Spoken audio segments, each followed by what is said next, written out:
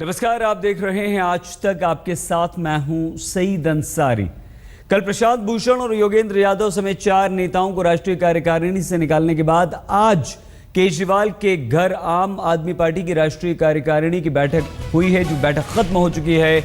और इस बैठक में नए आंतरिक लोकपाल के गठन पर फैसला लिया गया है। कई बड़े फैसले यहां पर लिए गए हैं, 4 बड़े फैसले, और उसके बाद एक आंतरिक नए लोकपाल के गठन की बात भी कही गई है। नए लोकपाल कमेटी में 3 सदस्य होंगे, जिनमें पूर्व डीआईजी राकेश सिन्हा, पूर्व आईपीएस अधिकारी एनडी कुमार शामिल हैं।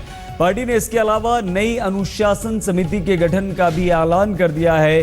दिनेश वाघेला इस कमेटी के चेयरमैन होंगे, जबकि आशीष गैतान, पंकज गुप्ता को कमेटी का सदस्य बनाया गया है। इन 2 फैसलों के अलावा पार्टी ने और भी फैसले किए हैं, लेकिन सबसे बड़ा फैसला यह हुआ है कि एडमिरल रामदास की छुट्टी कर दी गई है और नए आंतरिक लोकपाल का गठन किया जाएगा। नई अनुशासन समिति बनाने का ऐलान भी किया गया है। इसके अलावा 2 आम आदमी पार्टी ने बड़े फैसले लिए हैं। पार्टी ने भूमि अधिग्रहण बिल पर भी एक कमेटी का गठन किया है, जो सरकार के खिलाफ अब धरने प्रदर्शन करेगी, आंदोलन करेगी। भूमि बिल पर 22 अप्रैल को संसद के घेराव करने का भी इस बैठक में फैसला लिया गया है। राज्यों को लेकर भी एक कमेटी का गठन किया गया है। और राज्यों में क्या स्थिति है आम आदमी पार्टी की संगठन की, और संगठन किस तरह से वहां पर काम कर सकता है, ये भी जानकारी हासिल की जाएगी। पंकज गुप्ता ने इस बैठक के बाद आम आदमी पार्टी के नेता ने क्या कहा, सुनिए। पहला निर्णय है कि एक नई लोकपाल समिति का गठन किया जा रहा है, जिसमें 3 मेंबर्स होंगे। पहले हैं श्री एन दिलीप कुमार, जो कि फॉर्मर आईपीएस ऑफिसर हैं। दूसरे हैं श्री राकेश सिन्हा जी, जो कि एक फॉर्मर डीआईजी रह चुके हैं और दिल्ली में ही रहते हैं। और तीसरे हैं श्री डॉक्टर एसपी वर्मा जी, जो कि एक एजुकेशनिस्ट हैं, शिक्षाविद हैं। हमारी तीनों से बात हो गई है, उन्होंने ये कार्यभार संभालने के लिए अपनी सहमति दे दी है और अब शीघ्र ही उनका कार्यकाल शुरू हो जाएगा आज से। इसके साथ ही हमने आज एक नई डिसिप्लिनरी कमेटी का भी गठन किया है, नेशनल डिसिप्लिनरी कमेटी। उसमें 3 लोग होंगे, जिसके चेयरमैन होंगे श्री दिनेश वाघेला जी, जो कि राष्ट्रीय कार्यकारिणी के सदस्य भी हैं। दूसरे सदस्य होंगे आशीष गैतान जी, और तीसरा सदस्य मैं खुद हूं, पंकज गुप्ता।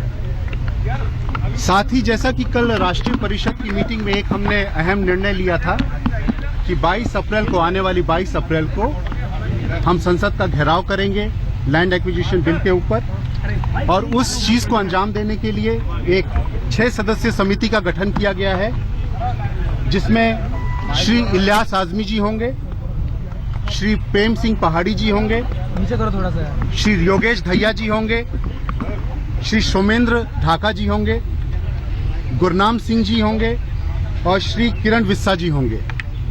तो ये 6 सदस्यीय समिति जो है 22 अप्रैल के हमारे धरने की रूपरेखा तैयार करेगी, उसकी तैयारी करेगी। हाँ, इलियास आजमी जी, प्रेम सिंह पहाड़ी जी, योगेश धैया जी, सोमेंद्र ढाका जी, गुरनाम सिंह जी और किरण विस्सा जी। चौथा महत्वपूर्ण डिसीजन हमारा आज का ये रहा कि संजय सिंह जी के नेतृत्व में एक समिति का गठन किया जाएगा, और वो हर राज्य से उसकी मौजूदा स्थिति की समीक्षा करवाएगी, संगठन की समीक्षा करी जाएगी, जिससे हर राज्य से ये पूछा जाएगा कि वहाँ पे बूथ लेवल के कार्यकर्ताओं की क्या स्थिति है, राज्य में फंडिंग की क्या स्थिति है, राज्य में पॉलिटिकल स्टेटस क्या है उनके, और वो किस तरह से तैयार हैं अब तक की स्थिति को निपटने के लिए। उन सब का जायजा लिया जाएगा और उन रिपोर्ट्स के बेसिस पे फिर ये समिति आगे के कार्यक्रम उन राज्यों में तैयार करेगी। सुना आपने क्या क्या फैसले यहां पर लिए गए हैं। आइए हम आपको सीधे लिए चलते हैं। राष्ट्रीय कार्यकारिणी की बैठक अरविंद केजरीवाल के घर पर हुई। वहां पर मौजूद हैं हमारी संवाददाता रीमा पराशर, और प्रशांत भूषण के घर के बाहर से हमारे साथ जुड़ गई हैं हमारी संवाददाता मौसमी सिंह।